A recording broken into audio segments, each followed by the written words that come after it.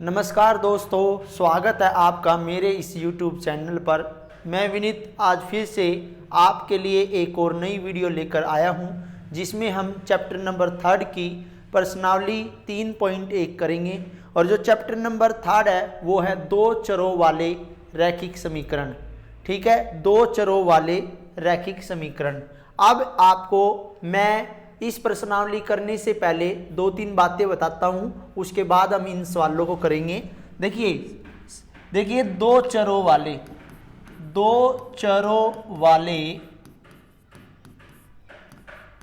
रैखिक समीकरण युग्म। देखिए दो चर का मतलब होता है कि दो अल्फाबेट, एक x और एक y हम यहाँ पे लेंगे। जैसे एग्जाम्पल की बात करते हैं, फॉर एग्जाम्पल मैंने लिखा ax प्लस by प्लस में c बराबर 0। और ऐसे ही क्योंकि युग्म बोले है तो हमने लिखनी है 2ax प्लस by प्लस में c बराबर 0। इनके यदि हम उदाहरण की बात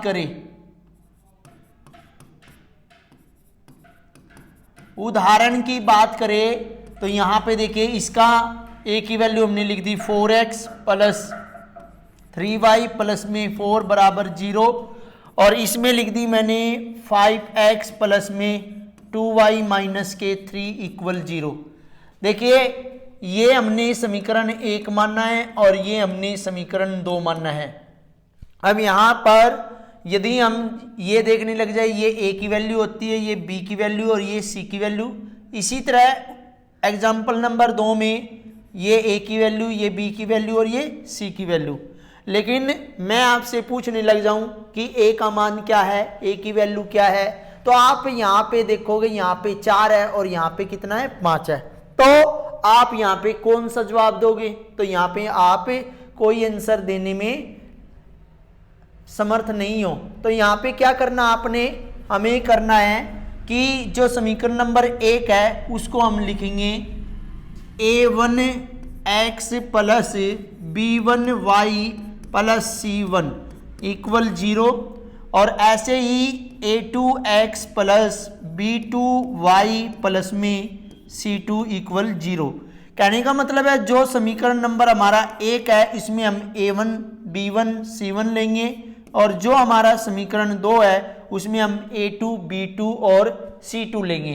अब हमने जैसे पहले के लिए हमने एग्जाम्पल लिखा था 4x प्लस 3y प्लस में 4 इक्वल टू 0, और दूसरे के लिए उदाहरण लिखा था 5x प्लस 2y माइनस के 3 बराबर में 0। तो यहाँ पे देखिए a1 की यहाँ पे वैल्यू कितनी है, 4 है, b1 की वैल्यू 3 है और c1 की वैल्यू 4 है। ऐसे ही a2 की वैल्यू कितनी है, 5 है, b2 की वैल्यू कितनी है, 2 है और c2 की वैल्यू माइनस के 3 है। इस तरह हम वैल्यू के बारे में बात कर पाएंगे। अब इस चैप्टर में हमें 4 मेथड्स, 4 विधियां पढ़नी है। पहली विधि का नाम है ग्राफिकल मेथड, जिसको हम बोलते हैं, देखिए 4 हमारे पास विधि है। एक विधि का नाम, जो पहली विधि है उसका नाम है ग्राफीय विधि। जो दूसरी विधि है उसका नाम है प्रतिस्थापन विधि। इसके बाद जो तीसरी विधि है वो है आपकी विलोपन विधि। और इसके बाद लास्ट वाली जो है वो है वज्र गुणन विधि। और यहाँ पे हम बड़े ध्यान से देखेंगे, ये जो वज्र गुणन है इसमें फॉर्मूला होता हमारा x यहाँ पे इक्वल y के और ये इक्वल 1 के।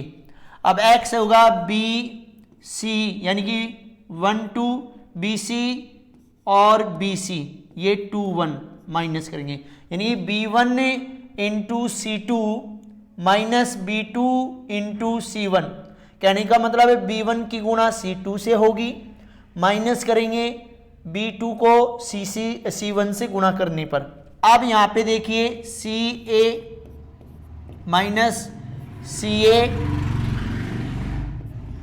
और ऐसे ही AB माइनस AB, ये 12 21। तो ये हमारा जो है वज्र गुणन का फॉर्मूला है। देखिए सबसे पहले अब हम बात करते हैं ग्राफीय विधि की, जो कि प्रश्नावली 3.1 के अंदर दे रखी है।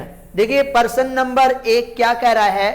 प्रश्न नंबर 1 कह रहा है आफ्ताब अपनी पुत्री से कहता है, आफ्ताब अपनी बेटी से कहता है कि 7 साल पूर्व मैं तुमसे 7 गुनी आयु का था और अब से 3 वर्ष बाद मैं तुमसे केवल 3 गुनी आयु का रह जाऊंगा।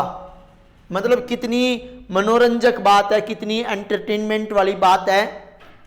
इस स्थिति को आपने बीजगणितीय और ग्राफीय रूपों में व्यक्त करना है। देखिए सबसे पहले मैं आपको जब ऐसे प्रश्न यानी कि जो आपके आयु वाले प्रश्न होते हैं उस तरह के प्रश्न आ जाए तो हमें यहाँ पर 2 बंदे मिलेंगे। 2 बंदे का मतलब है जैसे यहाँ पे आफ्ताब और उसकी बेटी है, कुछ क्वेश्चनों में पिता पुत्र मिलेगा, कुछ में 2 नाम मिलेंगे। तो सबसे पहले हमें क्या करना है, आयु वाले प्रश्नों में कोई भी आयु वाला प्रश्न जब आपसे पूछ लिया जाए तो इस तरीके से आपको करना है। जैसे मैं आपको बता रहा हूं, सबसे पहले आपको इन दोनों की वर्तमान आयु माननी पड़ेगी।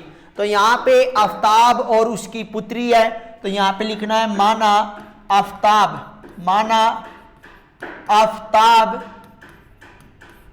देखिए ये कह रहा है माना आफ्ताब की वर्तमान आयु, वर्तमान आयु की हम बात करें तो वर्तमान आयु हमने मान ली X वर्ष।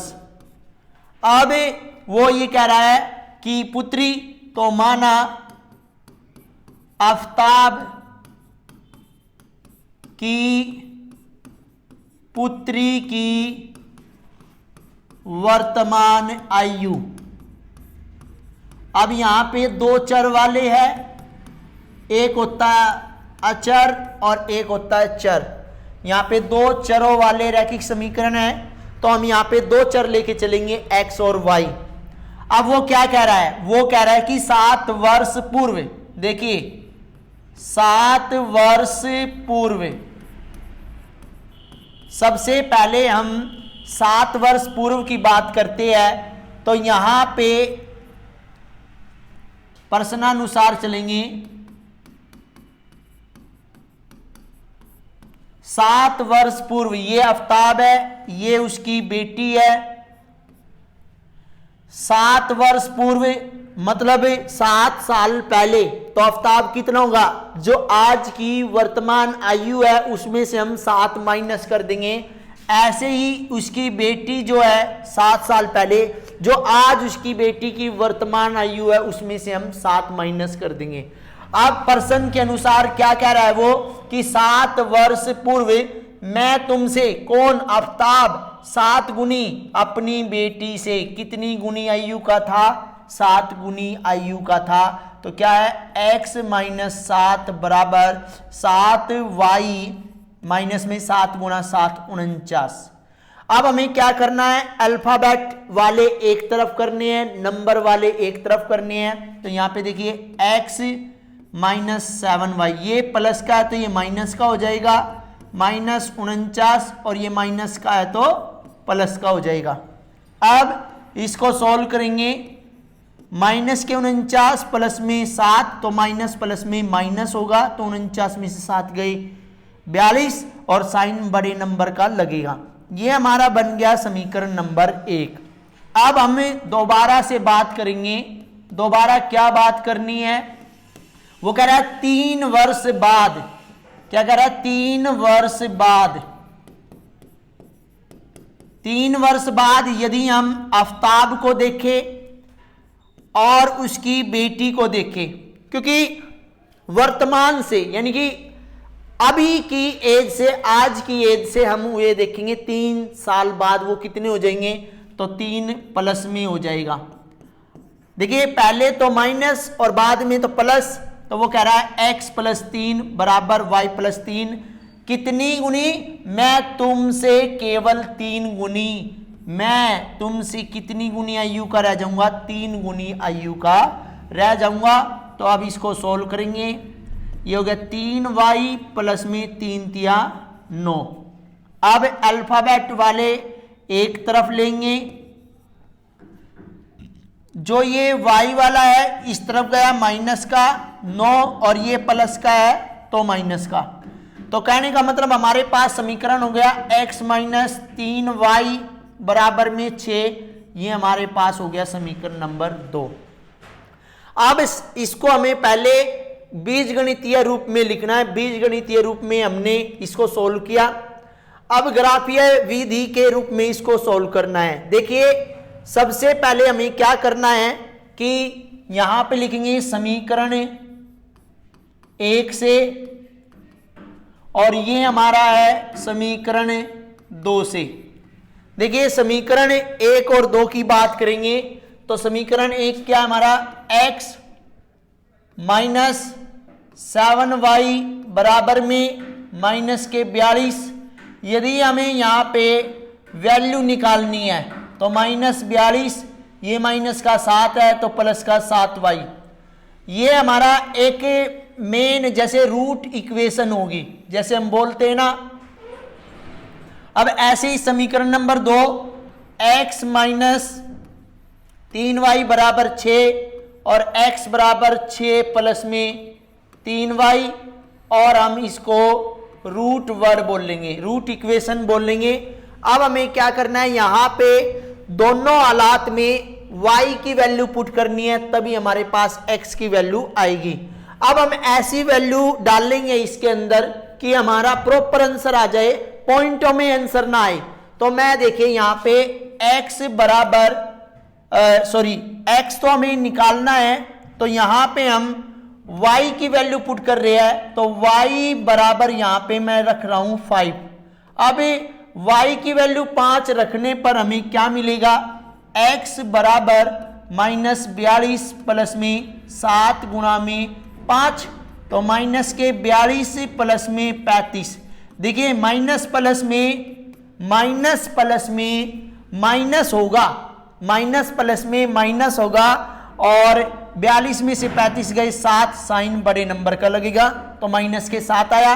अब हम y की जो वैल्यू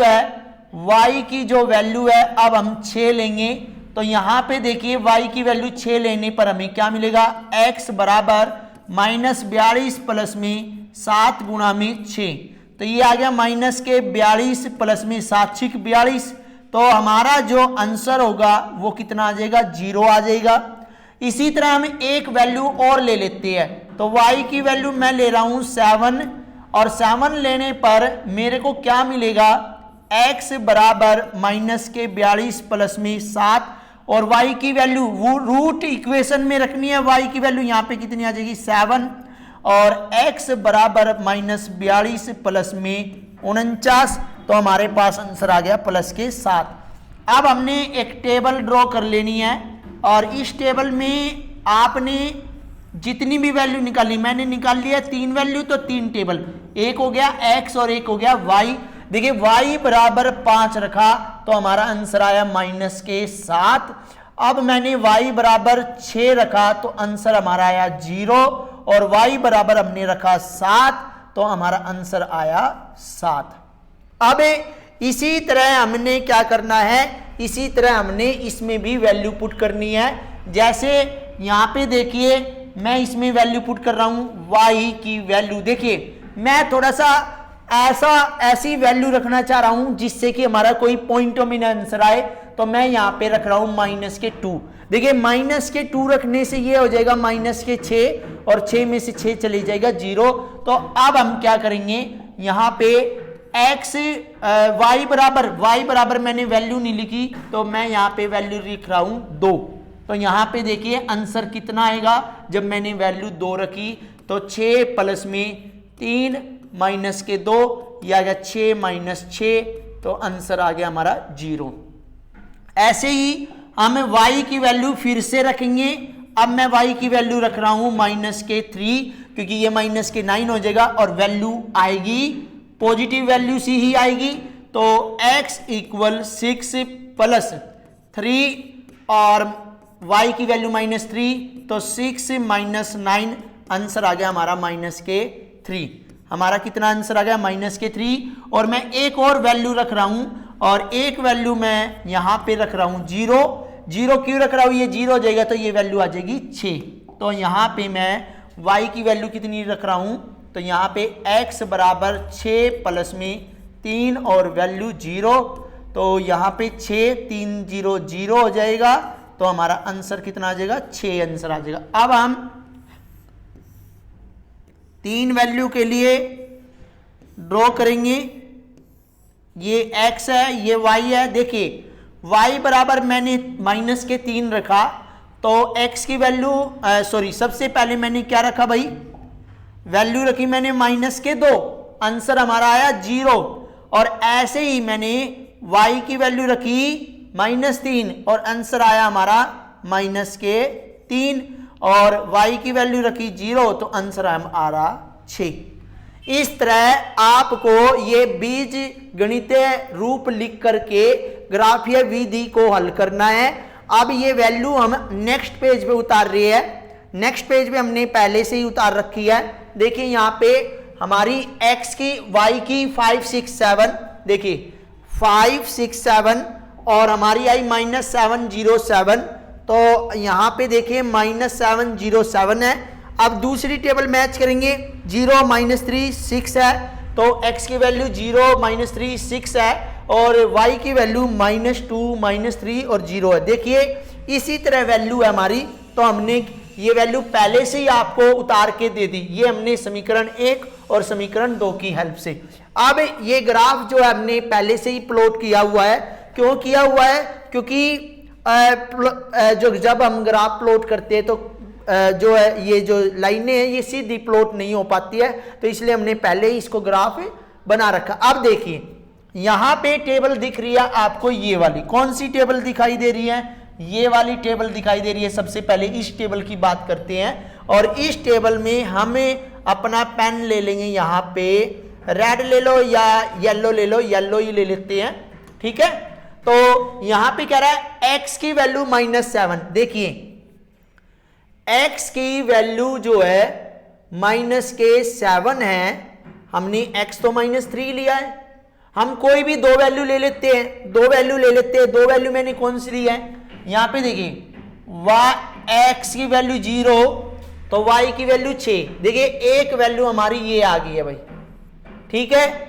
और दूसरी वैल्यू x की वैल्यू हमने 7 लिया तो y की भी 7, x की 7 है तो y की भी 7। देखिए कोई भी दो वैल्यू आप ले लेंगे और यहां देखिए आपने ये दोनों लाइनें आपस में मिली हुई है, तो ये देखिए दोनों लाइनें मिल गई है।